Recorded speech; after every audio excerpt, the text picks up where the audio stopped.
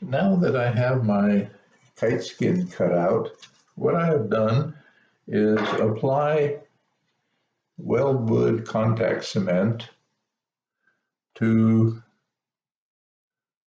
the portion of the bow that will be contained by the skin wrapping around it. I put on both sides a coating of contact cement, and I did the same on the kite skin and on the skin side or the flat side of the spine.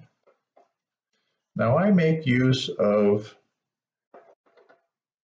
wax paper, and it really does help because everything is pretty sticky when you when you have a contact cement on it and it's drying, which this is drying. It's about dry now. And I've already put contact cement along the spine line and all along this area and this area, as well as on the bow and on the spine themselves. Now I'm going to put a piece of, I wouldn't normally put wax paper down, but here I'm going to use my little bow setting device that I think I showed you in one other video. It's a piece of cardboard that I cut notches in for the bow to fit, and I put tape on it so that I can adhere it to my work surface. And right in the center on the back side, I taped some wax paper so it wouldn't stick to the glue that's already on the kite skin. And then I just align this on the wingtip line best I can. It's not always 100% accurate, but pretty close. And tape it down.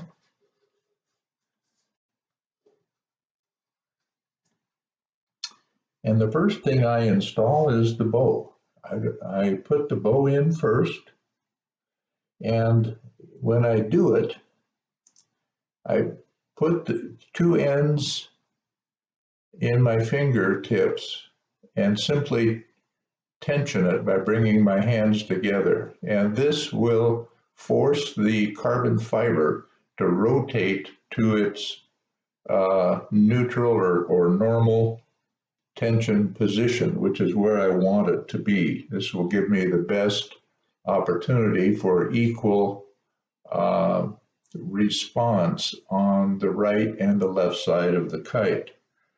So I put the ends of the bow almost vertically into the notches of my bow setting cardboard. And then when it's like this, I just rotate it. I don't put any pressure on it. I just make sure it's on the right spot. And then I just rotate it down and press it down onto the kite skin. Then I use a piece of wax paper and hold the bow down as I use a toothpick to lift the kite skin off of the glass. Now it's wet on the front surface still from where I had sprayed the work surface with glass, and I simply press down on the bow to make sure it's on contact with the skin, and then I just lift this flat part up off of the glass until it's completely up. Now at the bow setting section, it won't go all the way because the cardboard is preventing it, but that's okay. And then what I do is I just simply fold it over carefully and use my fingernails to wrap the kite skin around this section of the bow. And I do this on both sides of the kite. And it's a little bit time consuming to do it this way, but I have found it really makes the kite very, very durable, making it this way. And don't have much trouble afterwards. So now I just fold this side over so it's wrapped around, the skin is wrapped around the bow right along the entire area. And again, at the very tip, I can't do it. So then I release my tape in order to get those tip sections done. I take one side of the bow setter off and fold over the kite skin over the bow on that part. And then I do the same on the other side. Now sometimes the kite skin will wrinkle a little bit during this process because the bow is curved and the kite skin isn't shaped exactly like it, so it does wrinkle sometimes, and I've never found that to be an issue in terms of the way it flies. So now I'll install the spine, and to do that I put a piece of wax paper under the bow on the spine line, which has already been glued.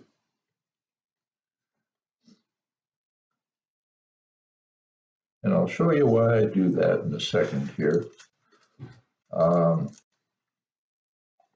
then I start at the nose.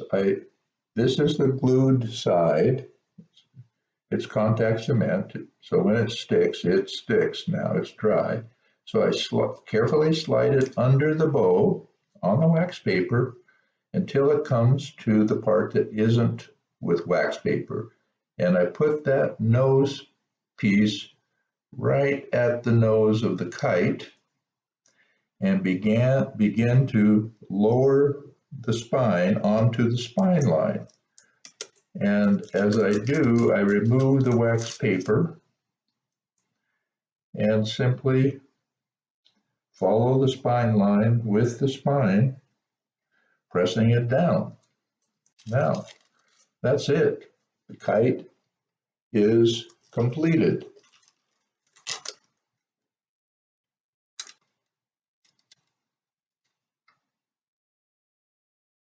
The next step we'll do is the bridle, putting the bridle on, which is going to be quite easy to do. I use a 3-point bridle. I connect the bridle at the bow right in here. I'll measure this and I'll show you how I do that, and glue these stops to be positioned correctly. And then I poke a little hole, melt a little hole with my soldering pencil through the kite skin and tie the bridle to the bow directly. And I also tie the bow to the spine. I like to have the spine and the bow bonded together because it seems to provide a faster reaction to the kite when that happens. You don't have to do that, but the kite will respond a little differently if you don't. You may prefer it without. I mean, that many prefer that. I prefer it with.